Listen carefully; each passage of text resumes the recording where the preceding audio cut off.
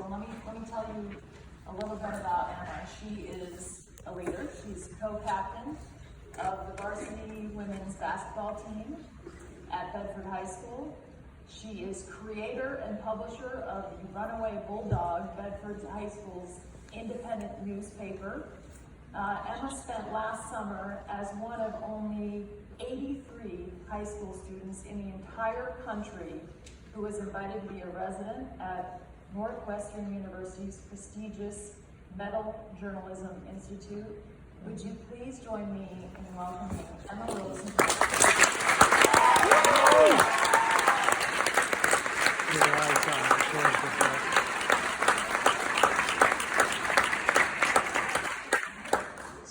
Thank you, Senator. I feel like I've always heard the phrase, "you can do anything." Like teachers and other adults just spouted it at me as a kid. My mom was so perplexed when I told her that, I got a little worried. I had to make sure I wasn't alone, that everyone had heard this and I wasn't just some superstar prodigy. So I did what every person does when they need answers. I surveyed my Instagram followers. I found that every single one of them, at some point in their life, has heard the same thing. But what does it mean, you can do anything? What's the point of saying that to a kid?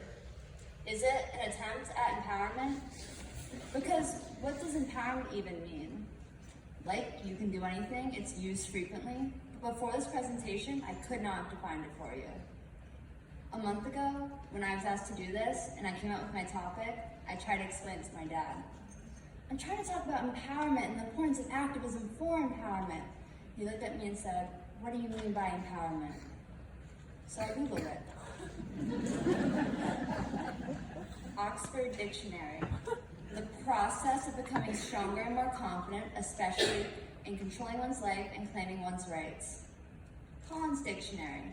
The process of giving a person or group power and status in a particular situation. Merriam-Webster. The act of empowering someone. Not particularly helpful. But they define empower as promoting the self-actualization or influence of. And self-actualization is a process. So empowerment is a process. And if it's a process, then empowering women starts with girls.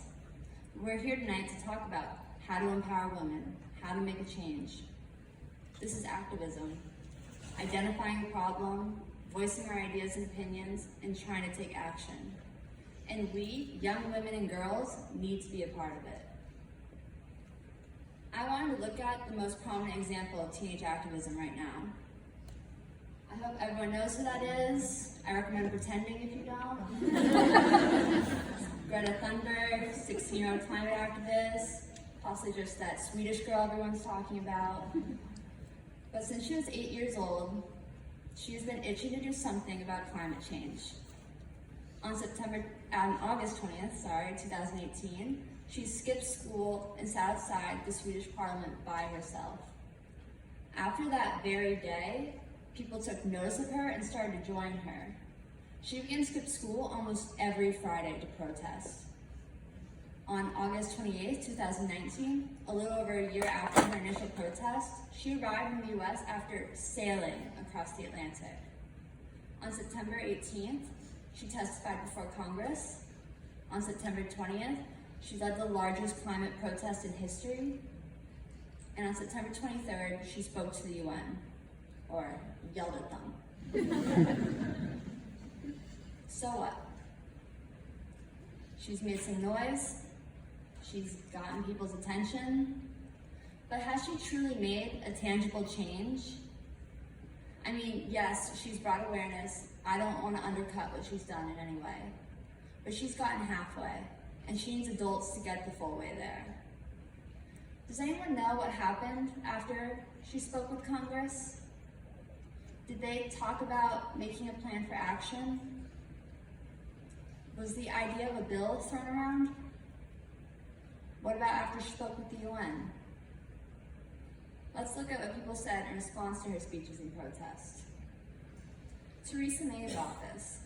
Everyone wants young people to be engaged, but it's important to emphasize that disruption wastes lesson time. That time is crucial for young people so they can develop into the top scientists and advocates we need to tackle this problem. Vladimir Putin. I'm sure Greta is a very kind and sincere girl, but adults must do everything not to bring teenagers and children into extreme situations. If we want to be effective, we must stay professional. Professor William Stewart of Georgetown Law. Adult activists use children to advance their agendas and silence their critics. Ms. Thunberg serves as a tool for professional activists. There's this notion out there that if you're in high school or you're a kid, you don't know anything. Your opinions automatically don't matter.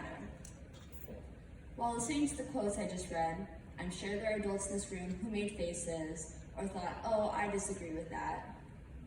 I'm sure there are adults across the country and the world that would have the same reaction. But do you truly mean it? I chose to look at Greta for two reasons. She's an example of a teenager not being taken very seriously, in that most adults only seem to be listening to her. And she's a special case of a girl who took her own initiative. So she illustrates two problems. Only a small percentage of girls feel empowered to take action like she did. And when they do, they are not treated as women, but as kids trying to play in the real world. Greta said at one protest, "It's annoying when people say, oh, you children, you young people are the hope. You will save the world. I think it would be helpful if you could help us just a little bit." So, our goal tonight, empowering women. I said it's a process that starts with us, but really it's a cycle that starts with all adult women and men. You want to build us up? You should be asking us from a very young age, what do you think? How do you think we can solve this? That may be a teacher asking a little girl, how can we make morning drop-off more efficient? Or a fourth grade girls basketball travel coach asking a player, how can we make this offense more effective? Or a high school girls basketball coach asking a freshman on varsity, what's the best way to bond as a team? Or the school board asking a female student, what's the best way to teach kids about sexual assault to stop it from happening? Don't just tell us we can do anything. Show us, ask our opinions, show us how to make our ideas heard and how to take action. Essentially, teach us how to be activists. I think that if every girl grew up that way, having adult conversations and being treated as equals in their houses, schools, teams, and communities, they would feel empowered, like they could do anything. There is no reason why girls cannot make changes on a local, regional, or national level. But that's up to you. We need you to teach us activism, and we need you to listen to us when we come to you with our initiatives. Not just nodding your head along, but actively listening, simultaneously thinking, how can I help make this person's voice heard?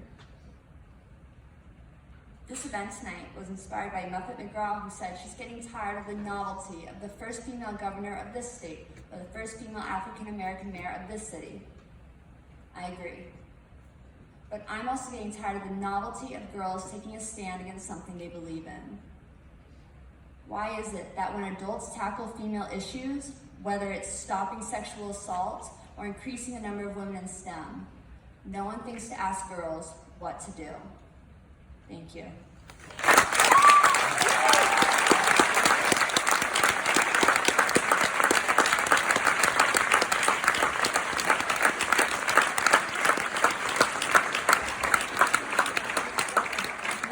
What an awesome speech, Emma. Thank you so much.